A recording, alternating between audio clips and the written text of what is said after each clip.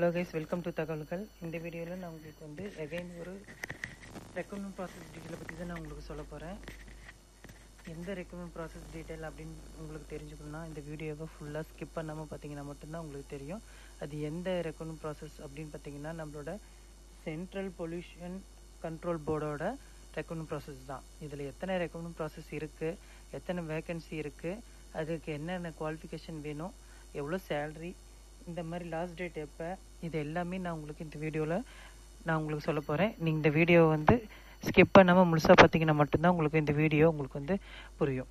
இதில் ஃபஸ்ட்டு எடுத்துகிட்டு நம்ம எப்பயுமே நான் உங்களுக்கு ஆல்ரெடி நான் எதுலேயுமே சொல்லியிருக்கேன், எதுவுமே அதனோட ஒரிஜினல் வெப்சைட்டில் போய் நீங்கள் பார்த்தீங்கன்னா மட்டும்தான் உங்களுக்கு தெரியும். சென்ட்ரல் பொல்யூஷன் கண்ட்ரோல் போர்டோட ஒரிஜினல் வெப்சைட்டுக்கு போனீங்கன்னாவே உங்களுக்கு தெரியும். அதில் ஃபஸ்ட் எடுத்தோடனே உங்களுக்கு அந்த நோட்டிஃபிகேஷன் தான் இங்கே இதில் இருக்குது. என்ன இருக்குது பார்த்தீங்கன்னா, CPCB invites application for recruitment to the different post in CPCB on direct recruitment basis அப்படின்னு சொல்லி மென்ஷன் பண்ணியிருக்காங்க. எப்போ ஸ்டார்ட் டேட் கொடுத்துருக்காங்கன்னு பார்த்தீங்கன்னா 7/4/2025. தட் மீன்ஸ் இந்த மந்தோட 7th வந்து அனௌன்ஸ் பண்ணியிருக்காங்க. எண்ட் டேட் வந்து பார்த்தீங்கன்னா 28/4/2025. ஒன்று 8 நாள் இருக்குது இதனோட இதுக்கு. இதில் வந்து அட்வர்டைஸ்மெண்ட்டில் ஃபஸ்ட்டு இருக்கிற நீங்கள் நோட்டிஃபிகேஷன் பிடிஎஃப் நீங்கள் கிளிக் பண்ணாவே உங்களுக்கு எல்லா டீட்டெயிலுமே இதில் தெரியும்.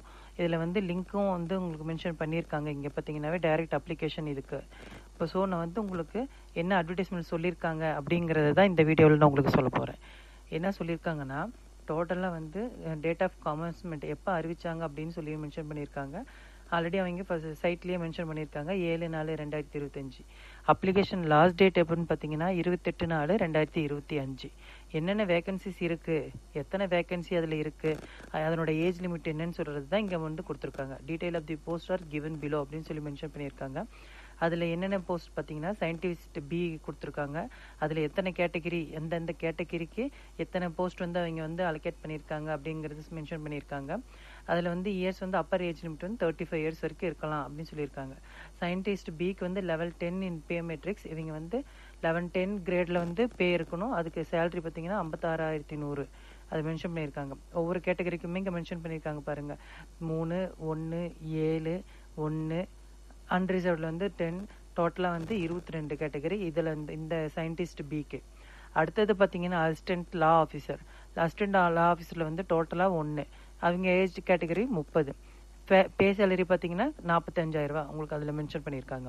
அதே சீனியர் டெக்னிக்கல் சூப்பர்வைசர் வந்து டோட்டல் கேட்டகரி பார்த்தீங்கன்னா அன்ரிசர்வ்டில் 2 இருக்குது. ஏஜ் வந்து 30 இயர்ஸ்ன்னு மென்ஷன் பண்ணியிருக்காங்க. இவங்க சேலரியும் பார்த்தீங்கன்னா 45. அதே மாதிரி சீனியர் சயின்டிஃபிக் அசிஸ்டண்ட்டும் வந்திருக்காங்க. இவங்க வந்து 11 பே மேட்ரிக்ஸ் சொல்லியிருக்காங்க. இதில் கேட்டகரி பார்த்தீங்கன்னா இதில் 1, இதில் 1, இதில் 1, அன்ரிசர்வ்டில் 1, டோட்டலாக 4. ஏஜ் வந்துன்னா 30 இருக்கணும் அப்படின்னு மென்ஷன் பண்ணியிருக்காங்க. அதே மாதிரி டெக்னிக்கல் சூப்பர்வைசர் பார்த்தீங்கன்னா ஏஜ் இந்த கேட்டகரியில் 1, அதே மாதிரி ஒவ்வொரு கேட்டகரிக்கு அன்ரிசர்வ்டில் 2, டோட்டலாக 5 கேட்டகரி. டோட்டலாக இவங்களுக்கு வந்து ஏஜ் லிமிட் வந்து 30 அப்படின்னு சொல்லி மென்ஷன் பண்ணியிருக்காங்க. அடுத்த அசிஸ்டண்ட் அப்படின்னு பார்த்தீங்கன்னா 11/6 பே மெட்ரிக்ஸ் 35,400 சேலரி.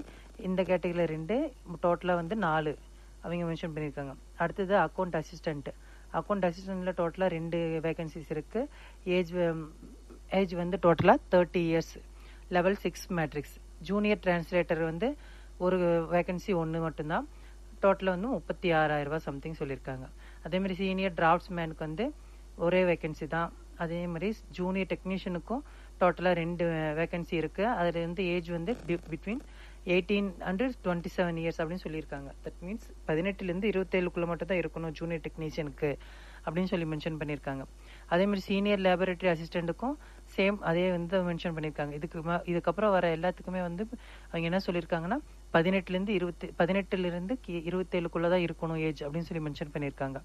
உங்களுக்கு இதில் வந்து அப்பர் டிவிஷன் கிளர்க்குக்கு வந்து 26,000 சேலரி level 4ல் வந்து கொடுக்குறாங்க. டோட்டல் வேகன்சி வந்து 8. அதே மாதிரி டேட்டா என்ட்ரி ஆப்ரேட்டர் வந்து டோட்டல் வேகன்சி 1. அதே மாதிரி ஸ்டெனோகிராஃபருக்கு வந்து கிரேட் 2ல் 3 வேகன்சிஸ் இருக்குது.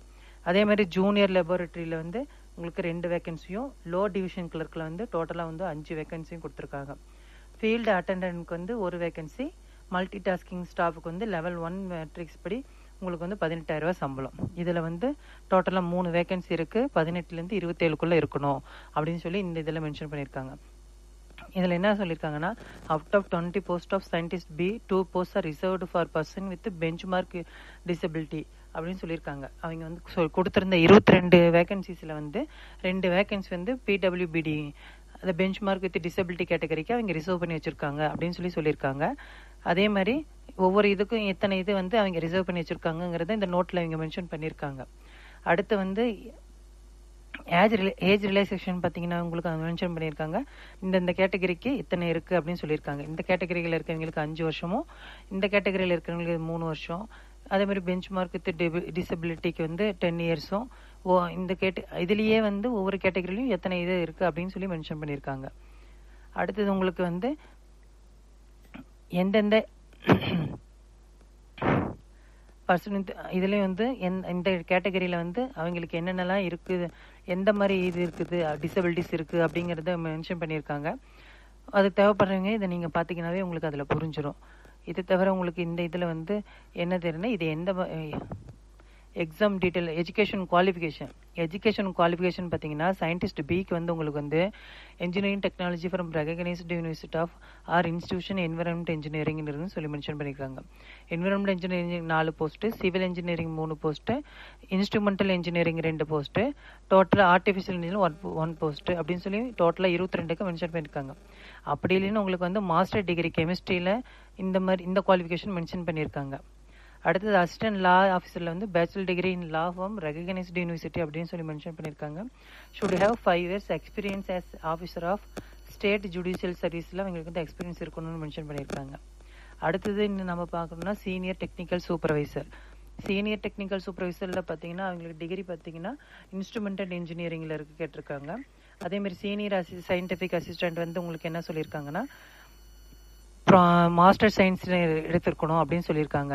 அதே மாதிரி டெக்னிக்கல் சூப்பர்வைசர் வந்து உங்களுக்கு mechanical engineering, instrumentation engineering, electrical engineering, maximum பார்த்தவங்க இன்ஜினியரிங் தான் இதில் எடுத்திருக்காங்க. அடுத்தது உங்களுக்கு ஜூனியர் டிரான்ஸ்லேட்டர் என்ன வச்சுருக்காங்கன்னா, university in Hindi with English as compulsory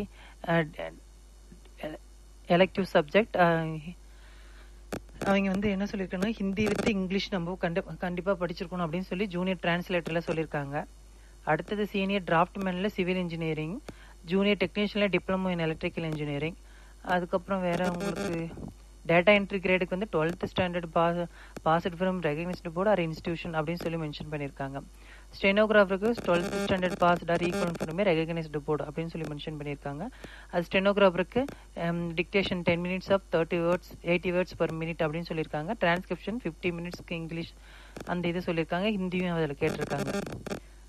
இதில் என்னென்ன குவாலிஃபிகேஷன், மல்டி டாஸ்கிங் வந்து 10th ஸ்டாண்டர்ட் அப்படின்னு சொல்லி மென்ஷன் பண்ணியிருக்காங்க. அதில் வந்து all the candidate who are called for document verification will be required to produce the relevant certificates such as mark sheet for all years semesters of graduation, provisional certificate, degree of graduation in original as proof of having acquired the minimum educational qualification and before the cut off date அப்படின்னு சொல்லி mention பண்ணியிருக்காங்க. இதில் என்ன mention பண்ணியிருக்காங்கன்னா, document வெரிஃபிகேஷனுக்கு அவங்க கூப்பிடும்போது நம்மளோட mark sheet, எல்லா செம்மோட mark sheet, graduation certificate, provisional certificate, இது எல்லாத்தையுமே நம்ம கொடுக்கணும் அப்படின்னு சொல்லி அவங்க மென்ஷன் பண்ணியிருக்காங்க. எக்ஸாம் ஃபீஸ் பார்த்தீங்கன்னா உங்களுக்கு இதில் 2 hours எக்ஸாம் வந்து 75 எக்ஸாம் ஃபீ ப்ளஸ் 250 டெஸ்ட் செஷன் டோட்டலாக 1000. 1 hour எக்ஸாம் வந்து rupees 350 exam plus 150 for test session equal to 500. இதுதான் வந்து எக்ஸாம் ஃபீஸ் வந்து அவங்க மென்ஷன் பண்ணியிருக்காங்க. இதில் அடுத்தது உங்களுக்கு இது அவ்வளோதான். இங்கிலீஷ் நோட்டிஃபிகேஷனுக்கு முடிஞ்சிருச்சு. இதில் என்ன டெஸ்ட் இருக்குது அப்படிங்கிறது தான் அதில் மென்ஷன் பண்ணிட்டாங்க. என்ன குவாலிஃபிகேஷனும் அதில் மென்ஷன் பண்ணியிருக்காங்க. இது தவிர இதில் பெருசாக ஒன்றும் சொல்கிறதுக்கு இல்லை. நீங்கள் இது ஃபுல்லாக பார்த்தீங்கன்னாவே உங்களுக்கு இதில் தெரிஞ்சிடும். நான் முடிஞ்ச வரைக்கும் எல்லாமே நான் உங்களுக்கு இன்ஃபர்மேஷன் கொடுத்துருக்கேன். எக்ஸாம் எப்படி இருக்கும் அப்படின்னு நான் சொல்லிட்டேன். அதில் மென்ஷன் பண்ணியிருக்காங்க. என்ன சொல்லியிருக்காங்கன்னா, டெஸ்ட்டு வந்து எப்படி இருக்கும் அப்படிங்கிறத இதில் இங்கே மென்ஷன் பண்ணியிருக்காங்க. அதே மாதிரி அப்ளிகேஷன் எப்படி சப்மிட் பண்ணணும் அப்படிங்கிறத சொல்லியிருக்காங்க. அதுக்கும் அவங்க வந்து லிங்க் கொடுத்துருக்காங்க. இதில் நீங்கள் வந்து இந்த லிங்க் எப்படி அப்ளிகேஷன் ஃபார்ம் டைரெக்டாக அந்த பேஜுக்கு நீங்கள் இதில் ஃபஸ்ட்டு ஓப்பன் பண்ணிங்கனாவே அப்ளிகேஷன் ஃபார்மோட லிங்க்கு தான் வரும். ஆன்லைன் அப்ளிகேஷனுக்கு நீங்கள் அதை கிளிக் பண்ணிங்கனாவே ஆட்டோமேட்டிக்காக அதனோட ஆன்லைன் அப்ளிகேஷன் பேஜுக்கு போயிடணும். உங்களுக்கு இதில் வந்து நம்மளோட register number, email ID password கொடுத்து நம்ம வந்து ரெஜிஸ்டர் பண்ணினதுக்கப்புறம் தான் நமக்கு டீட்டெயில் இங்கே கொடுப்பாங்க. ஸோ இது வந்து நல்ல இதில் என்ன மென்ஷன் பாருங்க, the last date of application filling 28th April அப்படின்னு சொல்லி மென்ஷன் பாருங்க. 28ஆம் தேதி நைட்டு 12 மணிக்குள்ள நம்ம வந்து அப்ளிகேஷனை ஃபில் பண்ணி பே பண்ணிடணும் அப்படின்னு சொல்லியிருக்காங்க. அவ்வளோதான். இதில் உங்களுக்கு ஏதாச்சும் டவுட் இருக்குது, இல்லை ஏதாச்சும் அப்ளை பண்ணுறதுல ஏதாச்சும் டவுட் இருக்குன்னா எனக்கு கீழே கமெண்ட் பண்ணுங்கள். நான் உங்களுக்கு வந்து அதில் எல்லாத்துக்குமே நான் உங்களுக்கு ரெஸ்பான்ஸ் பண்ணுறேன். தேங்க்யூ ஃபார் வாட்சிங்.